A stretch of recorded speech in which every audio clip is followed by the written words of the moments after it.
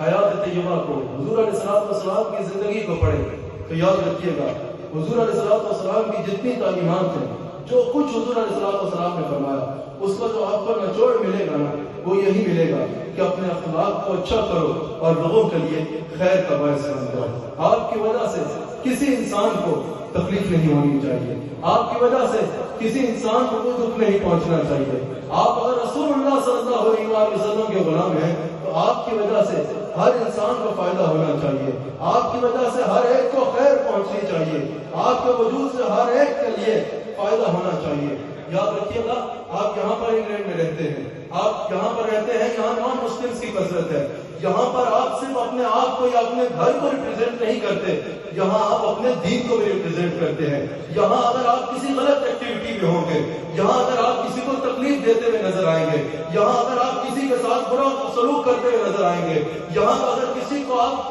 جو ہے وہ برائی کہتے ہوئے نظر آئیں گے، یہاں اگر آپ کسی ڈرگز میں نظر آئیں گے، یہاں اگر آپ کسی بھی غلط ایکٹیویٹی میں نظر آئیں گے تو لوگ اس کو آپ کے دین کے ساتھ بھی ریلیٹ کریں گے۔ وہ صرف آپ کو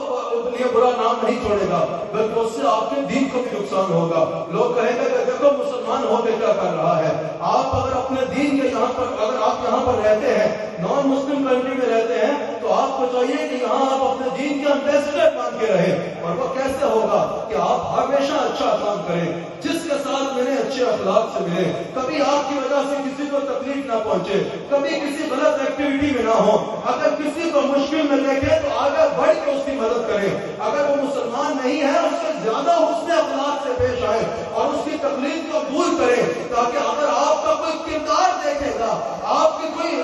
شخصیت دیکھے تو وہ یہ سمجھ جائے کہ واقعتاً دین اسلام امن کا دین ہے، دین اسلام اعلیٰ اخلاق سکھانے والا دین ہے، دین اسلام جو ہے وہ ویلیوز سکھانے والا دین ہے۔ دین اسلام میں اگر کوئی جاتا ہے تو وہ ایک سٹیزن ہوتا ہے، وہ ایک اچھا شہری ہوتا ہے، اور اس سے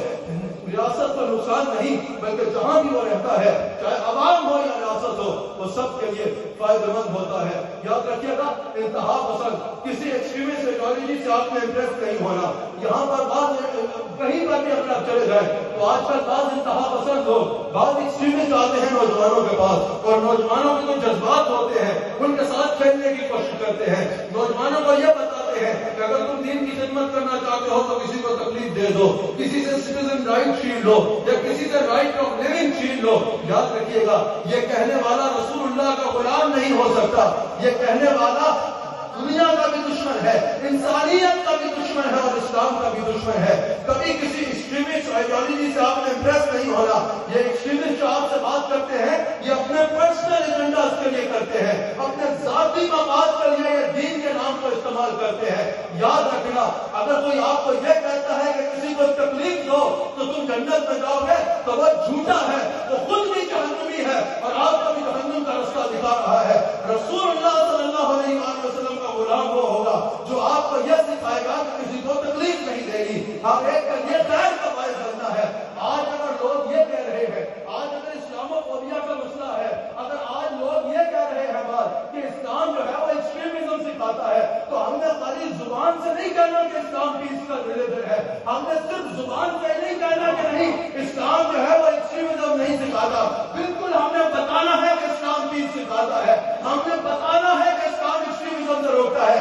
لیکن ہم نے اپنے کردار سے بھی یہ کر کے دکھانا ہے، ہم نے لوگوں کی مدد کرنی ہے، ہم نے غیر مسلموں کے ساتھ بھی اچھے رویے کے ساتھ پیش آنا ہے۔ اگر کوئی ہمیں گھور کے دیکھتا ہے ہمیں اس کو مسکرا کے دیکھنا ہے، اگر کوئی ہمارے ساتھ ریسزم بھی کرتا ہے ہم نے اس کے ساتھ اچھا رویہ رکھنا ہے، اور ہم نے اپنے رویہ سے ثابت کرنا ہے نہیں نہیں اسلام تلوار سے نہیں، اسلام مصطفیٰ کی مسکراہٹ سے پھیلا۔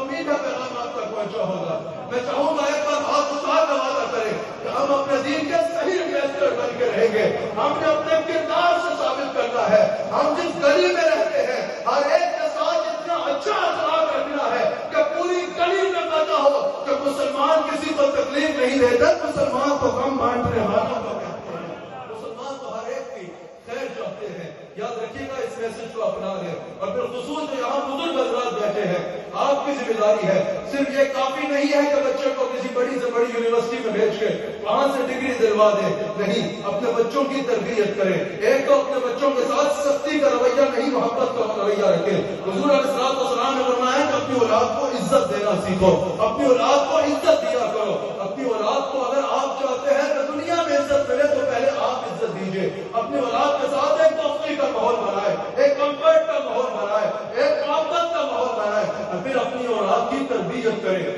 اپنی اولاد کو اپنے دین کے بارے میں یہ ضرور بتائے کہ ہمارا دین جو ہے وہ لوگوں کی خیر خواہی چاہتا ہے، ہمارا دین امن کا درس دیتا ہے، ہمارا دین محبت کا درس دیتا ہے، تاکہ کل اگر کوئی آپ کے بیٹے کو ایکسٹریمسٹ آ کے اگر کہنا چاہے کہ اپنے راستے پہ لے کے جانا چاہے تو اس کو پہلے سے پتا ہو کہ رسول اللہ صلی اللہ علیہ وآلہ وسلم کا غلام کبھی کسی کو تکلیف نہیں دے سکتا. مسئلہ ہی یہ ہے، ہم بچوں کو جو ہے جب ان کی سکھانے کی عمر ہوتی ہے تو بس کالجوں میں ہی بھیج دیتے ہیں. اسکول، کالج، یونیورسٹی ہر جگہ بھیجنا چاہیے، لیکن اگر ہم ان کو خود وقت نہیں دیں گے، اگر ہم ان کو اپنے ساتھ بٹھا کے تربیت نہیں کریں گے تو پھر جب وہ اپنے راستے پہ نکل جائیں گے تو پھر اس پہ رونے کا ہمارا حق نہیں ہے کہ اولاد